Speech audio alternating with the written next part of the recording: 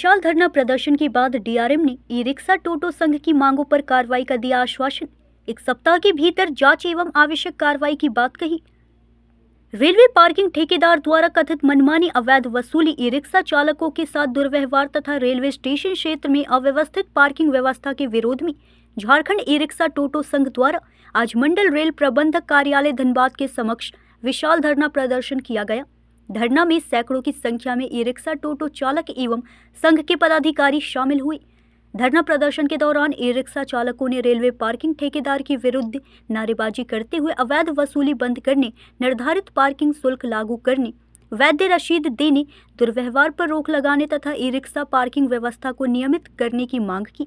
प्रदर्शनकारियों ने कहा कि लंबे समय से चालक समुदाय को परेशानियों का सामना करना पड़ रहा है, लेकिन बार बार शिकायत एवं ज्ञापन देने के बावजूद रेलवे प्रशासन द्वारा अपेक्षित कार्रवाई नहीं की गई। वार्ता के दौरान मंडल रेल प्रबंधक ने संघ की मांगों पर गंभीरता से विचार करने का आश्वासन दिया तथा कहा कि 1 सप्ताह के भीतर पूरे मामले की जांच कर आवश्यक कार्रवाई की जाएगी। उन्होंने ई रिक्शा पार्किंग व्यवस्था को सुव्यवस्थित करने एवं चालकों की समस्याओं के समाधान के लिए संबंधित अधिकारियों को आवश्यक निर्देश देने की बात भी कही। संघ के संरक्षक वैभव सिन्हा ने कहा कि झारखंड ई रिक्शा टोटो संघ ने हमेशा लोकतांत्रिक और शांतिपूर्ण तरीके से अपनी मांगें रखी है। आज का विशाल प्रदर्शन यह स्पष्ट संदेश है कि यदि चालक समुदाय के साथ अन्याय होगा तो संघ संगठित होकर उसका जवाब देगा। एकता हमारी ताकत, संघर्ष हमारी पहचान। देखिए, लंबे समय से जो धनबाद रेलवे स्टेशन के नॉर्थ गेट, साउथ गेट और पुराना बाजार फाटक के सामने जो पार्किंग का संचालन हो रहा था, उसमें ढेर सारी अनियमितताएं थी। जबरन टोटो चालकों से वसूली किया जा रहा था, अवैध वसूली किया जा रहा था। कोई अगर 1 घंटे के लिए भी जाए तो उसे 40 रुपए का शुल्क उसे जबरन लिया जा रहा था। नहीं देने पर उसके साथ मारपीट की जा रही थी। इन्हीं सब बातों को, कोई पार्किंग में साफ सफाई की कोई व्यवस्था नहीं थी, न लाइटिंग की कोई व्यवस्था, इन सब बातों को लेकर हम लगातार 1 साल से डीआरएम को, धनबाद डिवीजन रेलवेज को हम लोग ज्ञापन दे रहे थे, अपनी बातों को। प्रतिनिधि मंडल से हम 3 बार इनसे वार्ता हुई, लेकिन इस पे अभी तक इन्होंने कोई संज्ञान नहीं लिया था। उसी के आक्रोश में, उसी के विरोध में आज हम सब लोगों ने निश्चय किया कि यहाँ पर एकत्रित होंगे और अपनी बातों को सब लोग एक साथ एकत्रित होकर पहुंचाएंगे। क्योंकि हम लोग दे रहे हैं, चिट्ठियां दे रहे हैं, ज्ञापन दे रहे हैं, उस पर संज्ञान नहीं लिया जाता। तो हमें महसूस हुआ कि जब तक हम लोग एक साथ नहीं आएंगे, सारे टोटो चालक नहीं आएंगे, जो पीड़ित है नहीं आएंगे, तब तक कुछ नहीं होगा।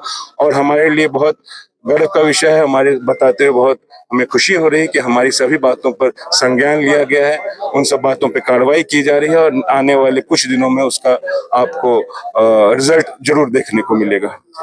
डीआरएम साहब से मिले और डीआरएम साहब को बताएं, बहुत दिनों से हम लोगों का लंबित मामला था। जितने भी हमारे ऑटो चालक भाई हैं, उनसे जबरदस्ती 40 रुपया करके वसूला जाता था, गाली गलौज, कॉलर पकड़ा जाता था। आम नागरिक भी यदि कोई जाते थे तो उनके साथ भी वसूली किया जाता था।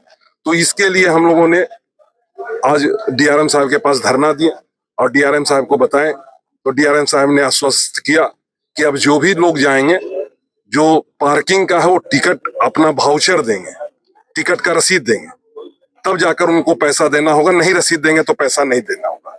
दूसरा चीज कि जो भी ऑटो चालक हैं, यदि उनको भी रसीद मिलेगा तो पैसा देंगे, नहीं तो पैसा नहीं देंगे।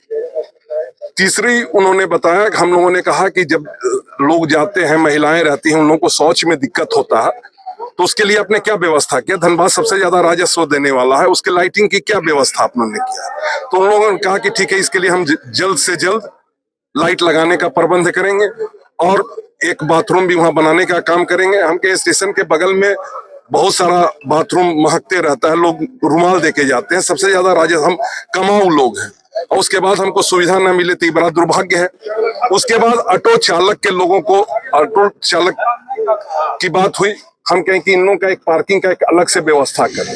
उन्होंने कहा कि इसके लिए हम टेंडर निकालेंगे, जिसमें ऑटो चालक के लिए चार्जिंग का, बाथरूम का, गाड़ी लगाने की हम व्यवस्था वैकल्पिक हम करने के लिए तैयार है। इसी जितने बात थी उन्होंने सुना और आश्वस्त किया कि हम जल्द से जल्द इसे पूरा करने का काम करेंगे। धनबाद से पंकज सिन्हा की रिपोर्ट।